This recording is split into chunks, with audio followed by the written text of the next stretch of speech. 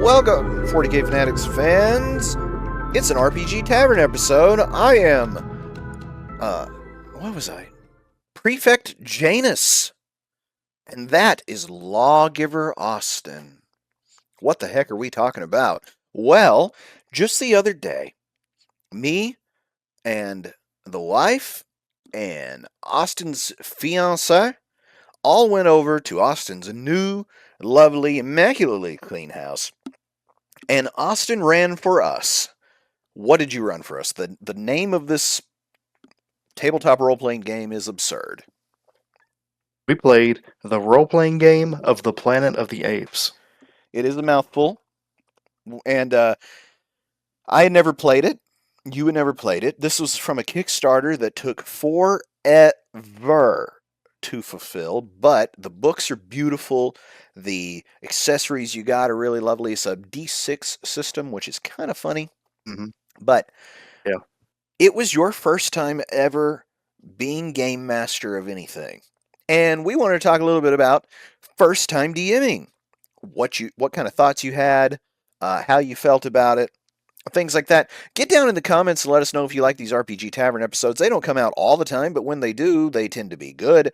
And let us know if you have ever been the game master or not. Austin, how'd it go? I thought it went pretty well. I was kind of nervous about how it would turn out, but I was glad that afterwards everyone told me they actually had fun with it. Yeah, my wife is excited to play again, in fact. Now, your fiance, Macy, she's never played anything like that in her life, right? Yeah, this was her first time playing an RPG. You know, it's funny. We should talk about that sometime as an RPG Tavern. The whole concept of the thing. You know, people talk about was group storytelling and it's a little bit improv and yada yada yada. It is all that. That's all right. But what it ultimately is a little bit of rules to playground play pretend. Yeah. It's just a little bit of judiciousness of well, I want to swing from the vine and crash into the thing. And it's like, okay, we can make that work in the constraints of this system, of this world that we've decided to pretend inside of, right? Mm-hmm. You know, you can't just say I want to fly and then you fly. No, you can fly under certain circumstances. It is an option a lot of the time. But Planet of the Apes is a neat setting because obviously the apes rule the planet. And this is Planet of the Apes as done in the 70s TV show, right? This is the 1960s film canon. Or at least that's where it bases itself off of. It bases itself off of the classic films. It draws a little bit from the television series. I think there may be some additional supplements later that draw definitely upon the television, depending on how the rights work out with that. I'm not sure if I think the rights are held by CBS. It might take some finagling to get those, but yeah, it's the classic Planet of the Apes. The people wearing ape masks, essentially. None of the new CGI Caesar or any of that. It's a lot of pulp action fun. Yeah, it's very. We're gonna go explore the mummy crypt type stuff, but we're all apes. It's that kind of thing. Yeah. Yeah. And it was fun. So tell us, what did you do to prepare as a first time GM? What challenges did it put forth for you? Well, to prepare, kind of really dug into the rules to try to get my mind wrapped around them. It's a D6 system, so it's not too hard to figure out for things like skill checks, but the combat definitely was a bit more complicated than I'm used to in things such as a D20 game, because you have to do a lot of checking and kind of rolling against each other for the stuff like armor and stuff. So I'd really want to try to make sure I got things like the combat down, because the other stuff is just kind of whatever. But I think kind of taking in a lot of what we've talked about on RPG Tavern about DMing how to be a better DM, and sort of my observations of seeing others play as the DM in a game, and kind of taking in a bit of what they're doing. So my observations as a player kind of helped me out with that. And you were using a pre-written module, which came with the whole kit that you got for this Planet of the Apes game. Which, look, guys, we're talking about Planet of the Apes and how it was. These experiences are going to be common no matter what you're playing. But so this is a pre-written module. How did you think it was? I didn't look very close at it as I was the player, and we didn't completely finish the first sort of adventure to it, but we did get to a fine stopping point with some resolution. But yeah, how did you think it was laid out? It's good. This is actually the introductory like standalone adventure in the core rules. This isn't the campaign box that we had been discussing. I switched over to this because I feel like it'd be easier to uh, initially run as a new EM with new players to the game, and also it had a character that you were interested in playing. You had told me you wanted to play kind of a big game hunter ape, and this little standalone adventure just so happened to have a character that was a big game hunter. Uh, so I went ahead and swapped over to playing this rather than the introductory campaign box to try to help you out as a player and giving you an experience that you were looking for. Yeah, so this one is more of a one shot. It was laid out with a map with points of interest, and so the game master is sort of it's a little bit set them up, get them into the area, and then as they come across the various points of interest, those encounters were put down there for you, right? Yeah. Yeah, it Yeah, had all the set encounters and stuff. But here's the thing: as we were going, uh, I eventually it's very interesting as my first time DMing in that I felt like I would have to be kind of like constantly looking at the manual and everything for the adventure, sort of like a train engineer making sure he's got his route figured out. But immediately off the back, you had a thing where I was talking about we were going into the jungle and everything. And that was just going to be like an introductory expository thing. If you're going through the jungle and everything, and then you were talking about something you wanted to do. I was like, you guys make camp, you rest for the night, and you're like, I'm going to do this, I'm going to do. And I was like, okay, that wasn't actually part of the adventure, but it kind of threw me into where I had to start kind of making up my own idea of what we're doing with it. I yeah. had to sort of So improv because there wasn't anything in the book about what we were doing at camp at that point. right.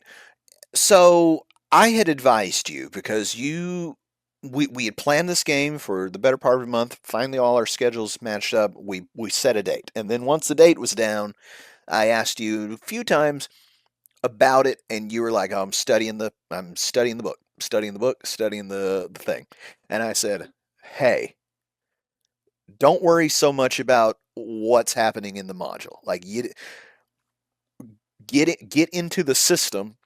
I said, and find out how to resolve the skill checks and how they work. Because what will invariably happen is your party will be so far off the sort of scope of the module and the adventure that you're just going to have to figure stuff out of nothing. And I gave the Yeah. example. I'm like, for instance, uh, figure out how this system that the Planet of the Apes role playing game works with would handle steering a runaway cart through a fruit market. And Mhm. you went, okay. And I guess you went and boned up on the skill checks because that's exactly what then happened. Is my guy? I'm like, well, I'm good at studying stuff, so I want to look at the map real close and get an idea of exactly where we are, which I don't think was part of it. But at that point, you're like, oh, cool. Yeah. Well, now I can almost reveal the map as like a here. You look at this, and all those kinds of things, the camping, the ambush, the who's looking out, those things are not necessarily ever in the module. But if the encounter's in the module, then you can sort of insert the encounter in the place that it needs to be with the adjustments that your character's actions could have already made. Yeah, it was. By the time we got to a point, to I don't even know if it was the midpoint, but we got to the point where I was just kind of like freestyling with it. Uh, I was just kind of keeping making things up as we went along for the most part, kind of just going with the flow of what was going on, and then supplementing things I want to bring in through the book rather Yeah, than using it as a strict guide. It was like, well, they're doing this now, and I feel like as a storyteller, I want this to be introduced at this point. So I look at the book, I can bring this in or roll on this table to just generate this kind of acting more as the storyteller than someone strictly following along with the guided session. yeah, because you could see if you don't have your if you're not in the right headspace to DM, you could see how when running a pre-written module, if the characters get outside of the fence, you almost end up in a situation where you're like, I don't know what to do now. Like we just have to stop Yeah, because you you know the party has left the play area, right? yeah. But Invisible walls erupt from the ground, and you cannot pass this point. yeah, and you can kind of do that, right? You could say, Yeah, you whack through the woods and you find just a sheer cliff. The problem then yeah, becomes, it's like, well, what if we want to spend 2 hours trying to figure out how to get over this cliff that you've yeah, put up as the end of the world, right? Like, yeah. either you have to be like, no, you can't do that at all, or you Hmm. end up having it. Either way, you end up going off script, or you Yeah, have to just stop the game and say, you guys are outside of the play area, and I don't know what to do. Well, that's no yeah. fun. You don't want to do that. No, it's a lot of just being able to, I guess, feel your players and what they're doing and what they maybe want to do, and being able to be flexible enough to kind of form the story around them Yeah. is the key to it. And that's definitely the headspace I started to enter as we got about halfway through playing and kind of like really hitting strides with it. I noticed that the game played much smoother at about that halfway point. I was watching you with a pretty keen eye to see how you were doing the whole time. I was kind of evaluating you the whole time because I knew that we'd probably talk about this, and I could see that there came a point that the encounters were not functioning the way that the book had them. Which ones? I the point, yeah. So let's tell the people what actually happened. We're gonna try to keep this pod about 25 minutes, guys, but we'll see what happens. Um, the scenario was that we were on the hunt for a violent ape killing human, and we came across this human in a uh, in a field of bones. However, Yes. upon approaching the field of bones, I thought that looks scary. So we skirted around the edge of, we're in the jungle, mind you. And so there became this cat and mouse happening between us, an armed party, like with guns and stuff, and a single armed human who was very sneaky. He ambushes us from the field of bones, except we're right by the trees. So all of us took cover behind the trees and made it so that he couldn't really get us. If he had shown himself and ran across the field, we'd have shot him. Yeah. And that's where it felt to me, and I mean, tell me if I'm wrong, but that's where it felt like this whole cat and mouse, these encounters ceased being the rote, you know, guy jumps up and fights you and you fight back, into a much more interesting, it became like the movie Predator, which was great. Well, that's essentially. I, I hate to like go kind of behind the scenes with it all I with think we us. should go behind the scenes Yeah. So the idea for of the it people. is, yeah. So I'm gonna keep spoilers for you as a player uh, at bay. But what it essentially is this is Predator. Essentially, you have these set areas, and as you enter them, I have little scripts saying they will be attacked here at some point. It's kind of like, Alien Isolation. You have set points where you'll be doing your thing, and then the xenomorph pops up to interrupt that. It's essentially that, but with the human. Oh, good. So yeah, so these aren't really like random attacks. It's kind of as and even then it just says the players will be attacked if they stay in this area. So I could choose at any point to spring that upon you guys. The longer you guys stay there, or whenever I feel like now's a good time to insert the drama, Yeah, no, insert the action. well, that that's more credit than I was given the module riders then, because that's really good. Because a lot of times you'll have those encounters. The easy way to do it is to say, roll on a table. On 1 or 6, it's on 6 it's the human you're after. On a couple other results, it's maybe an animal or 2 or 3 sort of throwaway humans that aren't integral to the story, and you have a dust up, right? Mm-hmm. But what we ended up with is 2 times we came across this guy. 2 times we were in a defensible position, which then, put you as the game master into a neat headspace of, well, who is this guy that I am playing? This rogue human, right? He doesn't want to just run across an open field and get shot. So, what kind of guerrilla tactics is he going to, ironically employ? And that's way more interesting than just everybody's going to pile up and fight in the, the random encounter music plays and we spin down off the map into our Final Fantasy VII style turn-based fight. Yeah, and given that it's the guerrilla nature that we're kind of dealing with, we were doing a lot of behind the tree shooting. Can't see who it is. Are you able to see the target? Like muzzle flashes in the leaves, sort of thing going on. Now that doesn't make for a very fun, prolonged encounter. Is the thing. No, which it didn't have to be. So I was trying my best to limit it from being like 5 turns of, did you hit him? No. You see him? No. Kind of like that.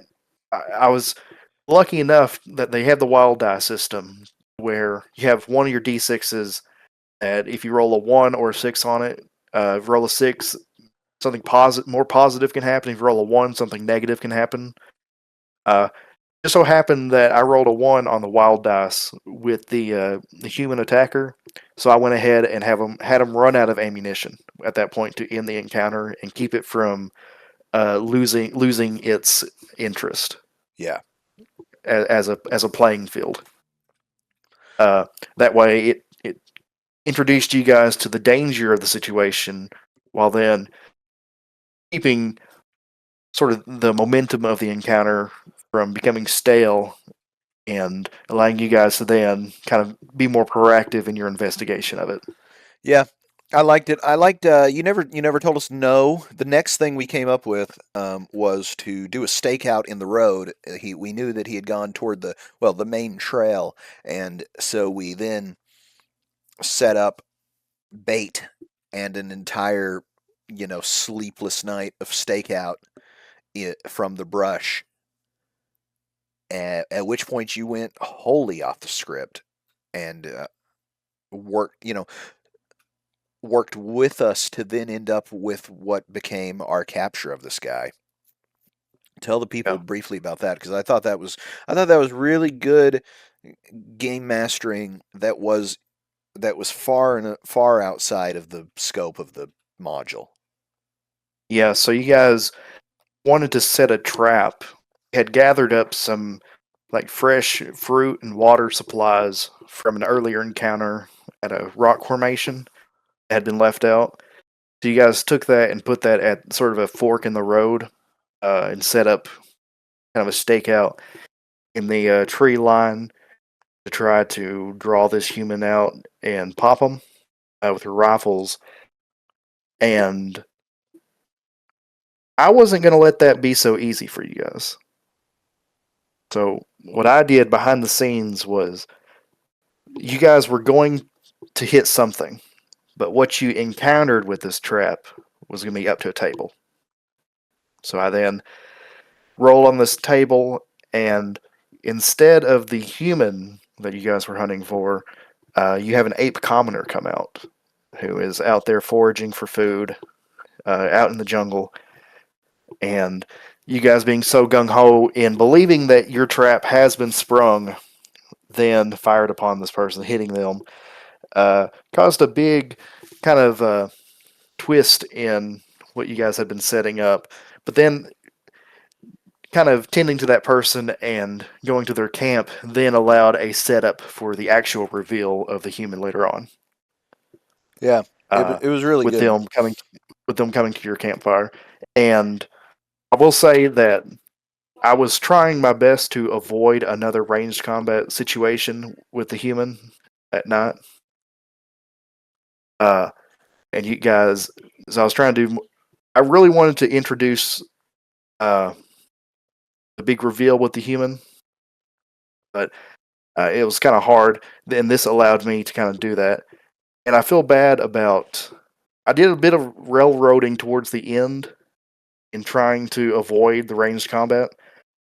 Uh, I'm telling you guys, well, hold on, just let this happen because you guys kind of were like ripping, raring to go, and I feel kind of bad about that, but I feel like it paid off. Yeah, sometimes you just sort of have to take the wheel and Oh, just tell the story, right? Because yeah. we had managed to get the drop on this guy and shoot him, and then the next step in the module, you know, this then became, once we capture the guy, we called that a day. But seems to be to take him back to town and question him and do some stuff with that. So the idea is for him to get captured eventually. No, No? no, you guys are kind of like way off this. The kind of set kind of guidelines of how this adventure is supposed to go is we're kind of leaving that at this point. Oh, okay. Well, anyway, I'll just say that. sure, without spoiling the next session, because we're going to Yeah. kind of keep on with this, I think. But whether or not we do any RPG taverns about it is another matter. But yeah, like I say, at some point you just, you're telling the story and we're helping is Yeah. always supposed to be kind of what the idea is. And sometimes our help will make the story do something ridiculous, which is Hmm. okay too. Uh, but finding the balance between where the kind of rigid rules of a system versus the kind of universal tabletop RPG agreement, Hmm. where those two things should switch from one to another, I think is always a funny balance, right? Because once you roll initiative, it's a little bit of a fight to the death until somebody throws a white flag up pretty obviously. Yeah. Um, and a lot of times you kind of can't even wait until the next turn of the loser. Like if you're the DM, you kind of just have to grab the reins whenever in that rotation, if it's an initiative based sort of system, and put a stop to it. Because Yeah. otherwise, the people will pound him into hamburger by the time you get back around if the character's already beaten. So in the case that you Hmm. want to have a capture or even a discussion, or if they have some vital information that they need to tell the players, right? Yeah. The players just are consumed by the red mist whenever the initiative has happened. And so, because those then become the rules, you know, Hmm. the rules so seldom have any mechanism for stopping the fight willingly or you know anyway. But Yeah. I thought you did really good. We all had fun, and just real quick, what final thoughts on first time GMing anything? Oh, it was fun. I've always wanted to DM a game uh, forever, but I've just never kind of been given the opportunity to do so. It does. Uh, and I really enjoyed it. I liked kind of the feeling like the writer, producer, and director of this story. And then what was rewarding for me was trying to fine tune the experience based on my audience, which are the players. Because I was trying to make sure to also key in on kind of how people were feeling with the encounters and everything. If they were kind of looking disappointed or bored, or almost like semi bored with it, that's when I knew, okay, start pulling these levers, turn this knob to try to put us onto the right direction of fun. Yeah, and then you get into stuff like different types of players. People that like Yeah. combat, people that like the talky bits, things like that. Which you just get a feel for all this stuff and who you're playing with. Prep wise, I know it was your first time, but I imagine you probably see that. Oh, I kind of just have to read over the important bits. The big chunks. What monsters are we using? What NPCs are important, and then you just go. Yeah.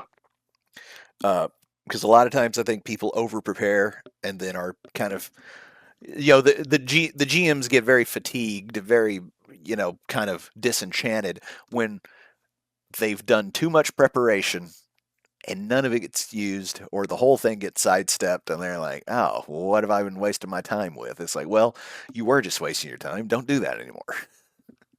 Oh yeah. It's a Spend 10 minutes reading over this and just try it. You'll be fine. yeah. Well, that's an RPG Tavern, everybody. We'll be back with another episode before too long, I'm sure. Get down in the comments to let us know about your first time being a dungeon master or game master, and in what systems have you tried. Are you interested in the role playing game of the Planet of the Apes? And until next time, we will see you the next time. Ha!